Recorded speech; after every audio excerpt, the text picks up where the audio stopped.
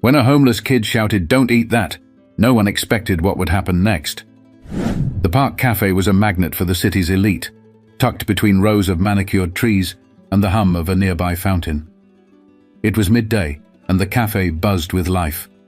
Waiters in crisp uniforms weaved gracefully between tables, balancing trays of artisan dishes and freshly brewed coffee. The air smelled of warm bread and the faint sweetness of blooming flowers. But for one man, none of this seemed remarkable. At a prime table in the center sat Bernard Green, a name synonymous with power and wealth. He had built his empire from scratch, starting with real estate in his 20s and expanding into ventures that few could dream of. At 72, he carried himself with the confidence of someone who owned not just his world, but perhaps the worlds of everyone around him. His sharp suit and gold-rimmed glasses reflected a life of opulence. Yet, as he glanced at the menu, his movements were slow, almost hesitant. Opposite him sat Marissa, his much younger wife, a woman who seemed plucked straight out of a magazine cover. Her jet-black hair framed a face that was impossibly polished, her bright red lipstick carefully applied. Every inch of her screamed elegance, but her smile didn't quite reach her eyes. She twirled a diamond bracelet on her wrist absent-mindedly, her attention fixed not on her husband, but on her phone screen. Nearby, a boy lingered just beyond the patio fence. He was small for his age, his oversized hoodie hanging loosely on his thin frame. His dark eyes darted from table to table, scanning plates and pockets, looking for an opportunity. His name was Malik. Though no one in the cafe knew him, his face was familiar on this street, a kid with nowhere to go, always on the outskirts of conversations and the edges of concern. Bernard glanced at his watch. "You're distracted again," he said, his voice calm but pointed. Marissa looked up and smiled, though there was no warmth in it. "I'm right here," she replied sweetly, reaching across the table to place her hand on his. "You know how much I enjoy these lunches." Malik's stomach growled. He moved closer, his footsteps almost silent as he leaned against the patio railing. His eyes landed on Bernard's table. It was the kind of meal he hadn't seen up close in months. A pristine white bowl of soup, flanked by fresh bread and a glass of sparkling water. But then, something unusual happened. As Bernard adjusted his glasses and picked up his phone, Marissa's hand slipped into her designer handbag. Malik saw her fingers close around a small vial. She twisted it open with a casual flick, tilting her hand ever so slightly over the steaming bowl. The liquid blended with the soup in an instant, disappearing like it had never been there. Malik's breath caught. He froze, watching her stir the soup with the spoon, her expression unchanged. Then she leaned closer to Bernard, her voice low but just audible enough. "After all the trouble I've gone through, you won't ruin this now." The boy blinked, unsure of what he had just witnessed. Was this real? Could a woman who looked so perfect, sitting in a place so polished, really be doing what he thought? But Malik couldn't shake the feeling that something was very wrong. Malik's heart pounded in his chest as he crouched lower behind the railing. He wasn't sure what he'd just seen, but the way the woman's voice carried those cold words, it sent a shiver through him. He clenched his fists, his nails digging into his palms. No one else had noticed. No one else had been paying attention. It was just him. The faint growl in his stomach pulled him back to reality, but his eyes remained fixed on the couple. Bernard looked tired, distracted, his spoon hovering over the bowl as he checked his phone. Marissa was all charm and poise again, her smile bright, her hand resting on her chin as if she hadn't just whispered something chilling moments ago. Malik could feel the weight of the decision pressing down on him. His instincts screamed to walk away. Why get involved? Who would believe a kid like him, a boy in a threadbare hoodie, standing at the edges of a world he wasn't welcome in? He swallowed hard, glancing around at the other patrons. Laughter, chatter, the clinking of glasses. No one cared. No one even noticed him. But his gaze returned to Bernard's spoon, now dipping into the soup. Malik felt his chest tighten. It wasn't just his imagination. He had seen her pour something into it. He knew what would happen if the old man took a bite. His thoughts raced. He didn't know this man, but that didn't matter. Wrong was wrong. The moment stretched endlessly, and then, without thinking, Malik pushed himself off the railing and marched straight to the table. His legs felt like lead, but his feet didn't stop. His voice cracked as he shouted, "Don't eat that!" Heads turned. Conversations stopped mid-sentence. The clatter of a dropped fork echoed across the cafe. Bernard froze, his spoon inches from his lips, his wide eyes locking onto the boy. Marissa whipped her head around, her expression hardening. "What did you just say?" she demanded, her voice sharp enough to cut through glass. Malik didn't falter. His voice was shaky but loud enough for everyone to hear. "She put something in your food. I saw her. Don't eat it." Gasps rippled through the cafe as every patron turned toward the scene. The silence that followed was suffocating. Malik stood his ground, his chest heaving as adrenaline coursed through him. Bernard blinked, glancing between the boy and his wife. "What is he talking about, Marissa?" His tone was calm, but his hand trembled as he set the spoon down on the table. Marissa's composure snapped like a rubber band stretched too thin. She shot to her feet, her chair scraping loudly against the stone floor. "You little liar!" she hissed, her voice dripping with venom. "How dare you accuse me of something so vile? Who even let you in here?" The words stung, but Malik didn't back down. His eyes remained locked on Bernard's, desperate to make him see the truth. "I saw her. She poured something into your soup when you weren't looking," he said, his voice steadying as he spoke. "You can smell it if you don't believe me." Bernard's face paled as he turned toward his wife, his eyes narrowing. "Marissa, what's going on?" he asked, his voice quiet but firm. She scoffed, waving a dismissive hand. "He's just trying to cause trouble. Look at him. He probably just wants money or food." She spat the words out like they were poison themselves, her gaze flicking to Malik with open disdain. But the boy didn't waver. He stepped closer to the table, his fists clenched. "I'm not lying," he said firmly, his voice rising. "She doesn't want you to know, but I saw everything." Bernard's hand lingered over the bowl, torn between disbelief and the gnawing doubt creeping into his mind.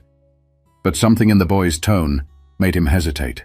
The air around the table seemed to thicken, the once lively cafe now eerily silent.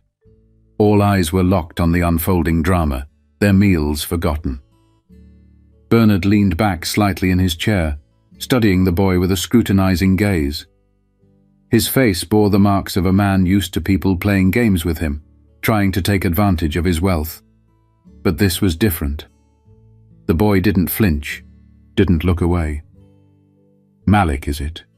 Bernard asked, his voice steady, though a trace of suspicion lingered. The boy nodded. "Yes, I'm telling the truth. Please, don't eat it," he said, his voice soft but insistent. Marissa let out a harsh laugh, crossing her arms as she stared Malik down. "This is absurd," she snapped, her tone icy. "He's just some street kid looking for attention." "Are you really going to entertain this nonsense, Bernard?" But Bernard didn't answer her. Instead, he picked up the spoon again, this time holding it closer to his face. His hand trembled slightly, not from fear, but from the quiet storm brewing within him.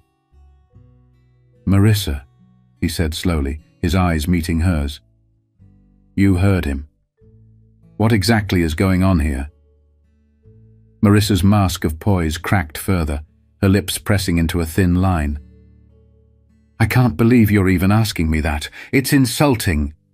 She turned to the growing crowd, her voice rising. "He's lying. Look at him.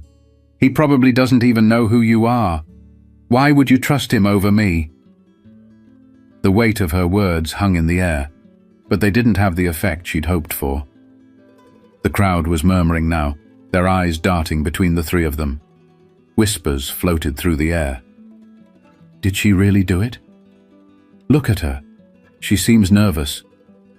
That boy doesn't look like he's making this up.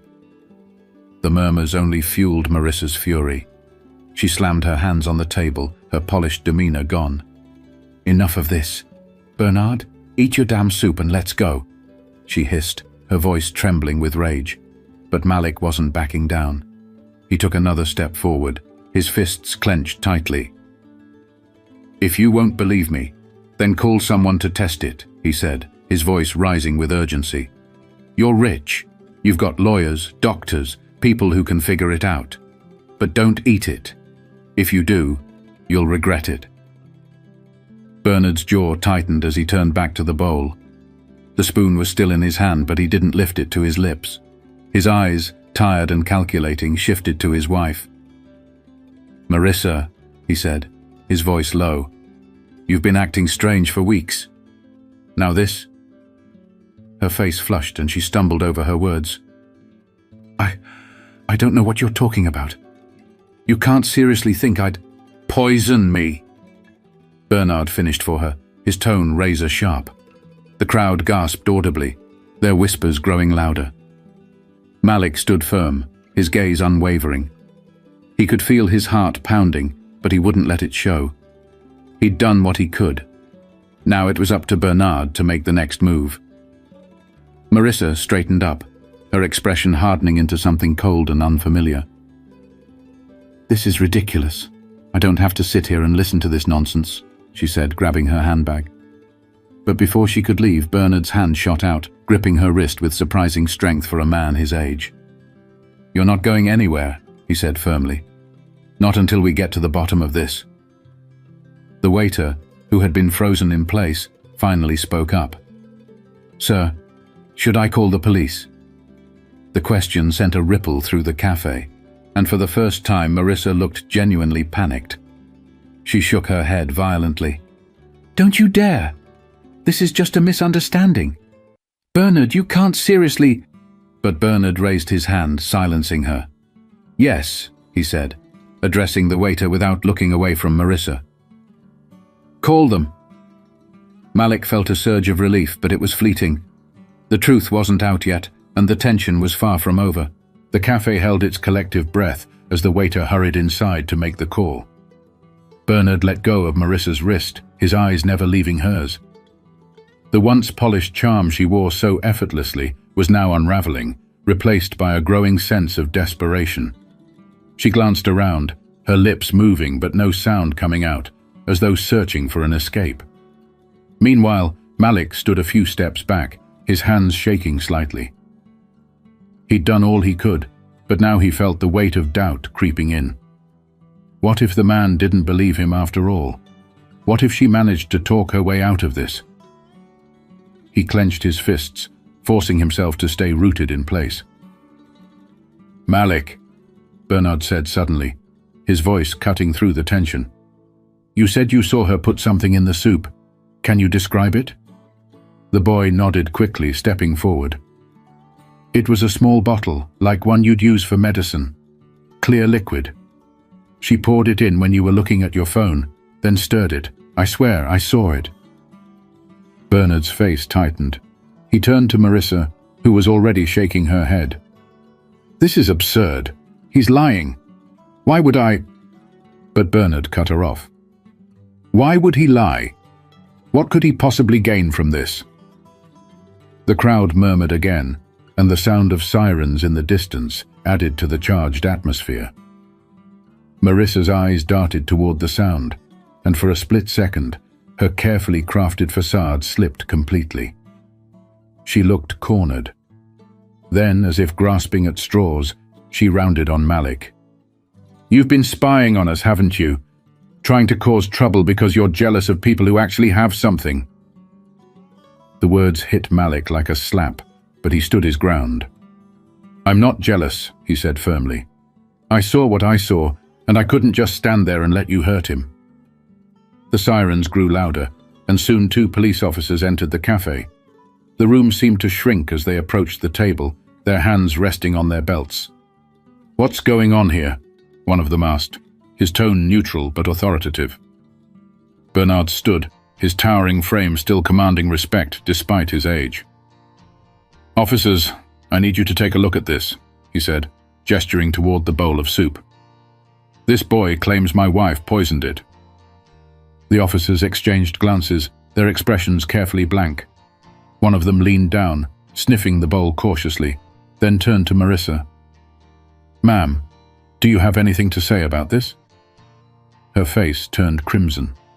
"This is ridiculous. He's just a street kid trying to make trouble. Bernard, you're really going to let this nonsense go this far?" But the officer wasn't buying her deflection.